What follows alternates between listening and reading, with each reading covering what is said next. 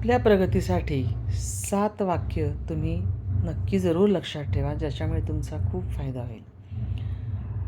पहिलं म्हणजे माझी प्रगती ही माझ्या चुकांमधून शिकण्यासाठी आहे. प्रगती केवळ यशात नाही, तर चुकांमधून शिकण्यासाठी सुद्धा आहे, हे लक्षात ठेवायचं. दुसरं म्हणजे आजचा दिवस ही नवीन संधी आणि शिकण्याची एक नवीन संधी. प्रत्येक दिवस हा प्रगतीसाठी एक नवीन संधी घेऊन येत असतो. ती संधी तुम्ही समजून घ्यायची आणि त्याप्रमाणे तुमचं पुढचं पाऊल उचलायचं.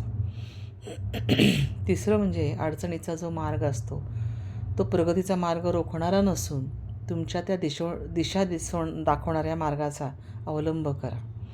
कारण की अडचणी जेव्हा येतात, तेव्हाच तुम्हाला पुढचा मार्ग कसा आपण निवडायचा, सकारात्मक कसं राहायचं हे शिकवतं.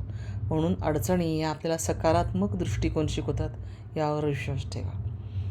चौथं म्हणजे मी माझा वेळ वाया घालवण्याच्या ऐवजी कौशल्य आणि छंद जोपासण्यासाठीच वापरेन. माझ्या वेळेचा सदुपयोग करेन, हे लक्षात ठेवायचं. म्हणजे आपल्याला पुढचा काळ सदुपयोग कसा करायचा किंवा चांगल्या गोष्टींसाठी कसा घालवायचा हे लक्षात येईल.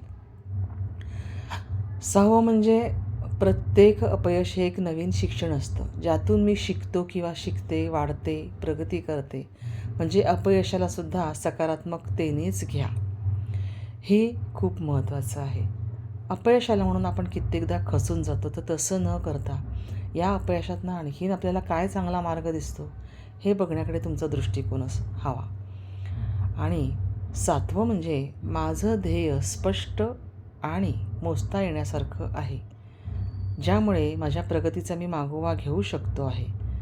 म्हणजेच काय, तर माझी ही जी प्रगती आहे, ही प्रगती मी चांगल्या कारणासाठी वापरणार आहे आणि माझी ध्येय मी स्पष्ट ठेवणार आहे. हे आपली ध्येय निश्चिती आपल्या मनाशी करणं हे खूप महत्त्वाचं आहे. सगळ्यात महत्त्वाचं म्हणजे माझ्या ध्येयांमुळे मी प्रेरित राहतो आणि त्यावर काम करण्यासाठी सतत प्रयत्नशील राहतो.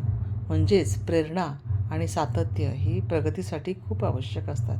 त्यामुळेच मी प्रेरित राहण्यासाठी काय करता येईल, तर माझं ध्येय हे मी निश्चित केलं पाहिजे, यावरती आपण भर द्यायचा आहे. आणि म्हणूनच या 7 गोष्टी लक्षात ठेवून त्याप्रमाणे वागण्याचा नक्की प्रयत्न करा.